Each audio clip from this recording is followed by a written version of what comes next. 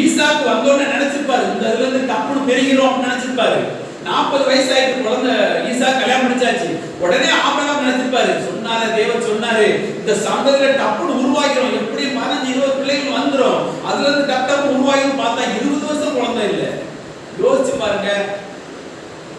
ஒரு ஊழியத்துல ஆண்டவர் சொல்றாரு, வாக்குத்தத்தம் சொல்றாரு, அதுல ஒரு 4 வருஷம் 5 வருஷம் காத்திருக்கிறதுக்கு முன்னாடியே மனுஷனுடைய விசுவாசம் கலர்ச்சி உண்டாகுதுன்னா, அவர் குழந்தை வந்ததுக்கு ஒரு மறுபடியும் 20 வருஷம் குழந்தை இல்லைன்னு ஆபிரகாமுடைய விசுவாசம் எப்படி இருந்திருக்கு யோசிச்சு பாருங்க. ஆனால் ஆபிரகாம் தோல்வி அடைந்ததாக வேதம் சொல்லவே இல்லை. அவர் சாகும் வரைக்கும் அவர் சொன்ன வார்த்தையை விசுவாசித்ததால் மரித்தார் என்று சொல்லுகிறார். இது நடக்காது அவர் நினைக்கவே இல்லை. அந்த சந்ததி வந்துதான் ஆகும் என்பதை அவர் விசுவாசத்தோட, வாக்குத்தத்தத்தை எல்லாம் விசுவாசத்தோட சிந்தனையோடு தான் மரித்தார். அத அவிசுவாசமா நினைக்கவே இல்லை. தேவனுடைய பிள்ளைகளுக்கு எதுல தெரியும்?